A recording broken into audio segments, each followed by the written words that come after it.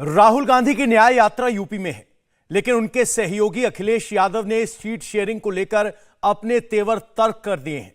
अखिलेश यादव ने कहा कि जब तक सीट शेयरिंग पर बात नहीं हो जाती तब तक वो राहुल गांधी की न्याय यात्रा में शामिल नहीं होंगे।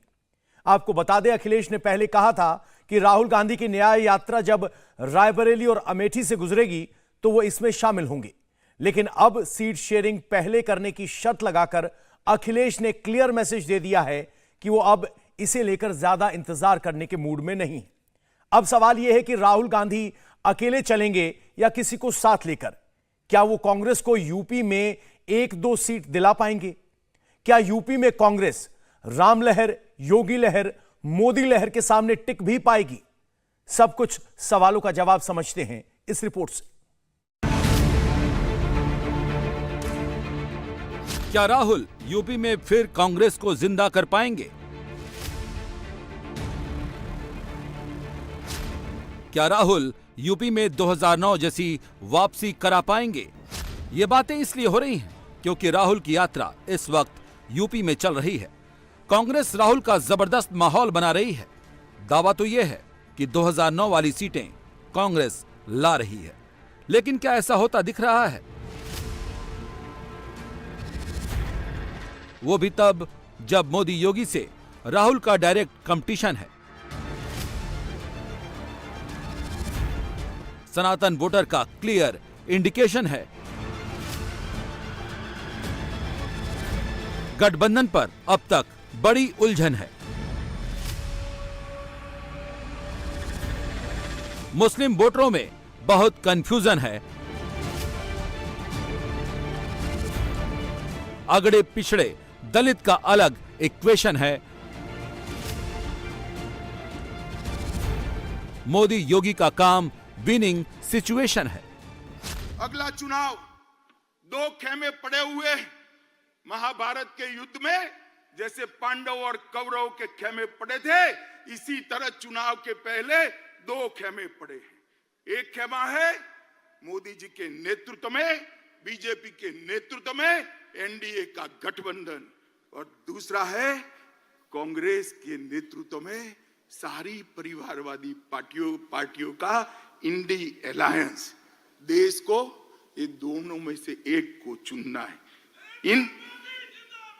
इंडी गठबंधन एक घमंडिया गठबंधन, भ्रष्टाचार, परिवारवाद और तुष्टीकरण की राजनीति का पोषक, और भाजपा और एनडीए का गठबंधन राष्ट्र प्रथम के सिद्धांत पर चलने वाला गठबंधन है।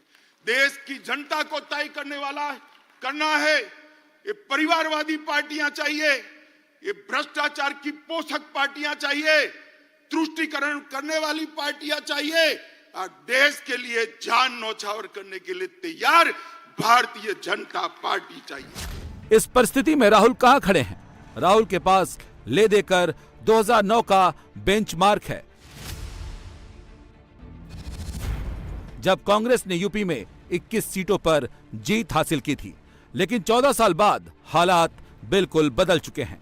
21 सीटों में से 18 सीटों पर बीजेपी के एमपी हैं, जिनमें अकबरपुर, अमेठी, रायबरेली, बहराइच, बाराबंकी, बरेली, धौरहरा, डुमरियागंज, फैजाबाद, फर्रुखाबाद, गोंडा, झांसी, कानपुर, खीरी, कुशीनगर, महाराजगंज, मुरादाबाद, प्रतापगढ़, श्रावस्ती, सुल्तानपुर और उन्नाव की सीटों पर कांग्रेस जीती थी। अब सवाल है कि राहुल गांधी का यूपी में लॉस क्यों हुआ? इन 14 सालों में प्रॉफिट क्यों नहीं हुआ?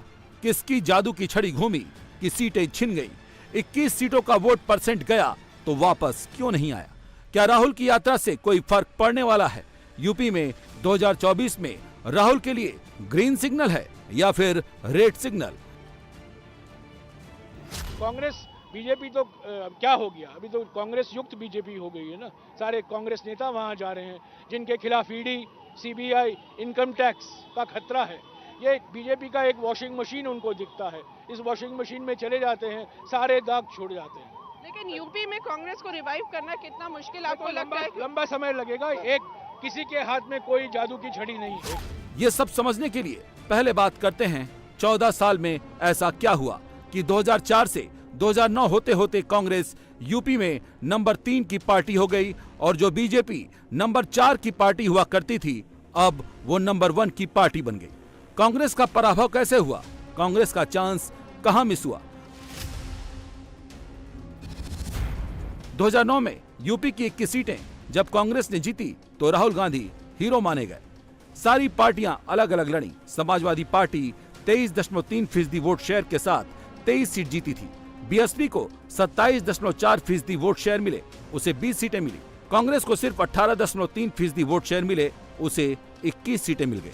और बीजेपी को 17.5% वोट शेयर मिले और उसे मिली सिर्फ 10 सीटें। लेकिन 2014 में मोदी के चेहरे पर बीजेपी ने चुनाव लड़ा।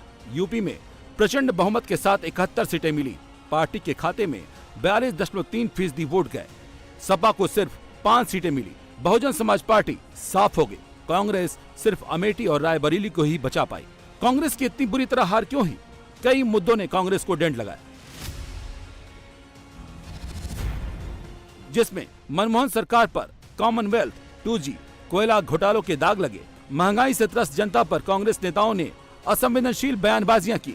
अन्ना निर्भय आंदोलन पर असंवेदनशीलता दिखाने के आरोप लगे। पुंछ में 5 भारतीय सैनिकों की हत्या पर रक्षा मंत्री एंटनी का बयान कि हमलावर पाकिस्तानी सेना की वर्दी पहने थे, ये भी मुद्दा बना। गांधी परिवार का गुणगान न पब्लिक में न सियासत पर जोर दिया गया। युवा नेताओं के साथ बेरुखी दिखाई गई।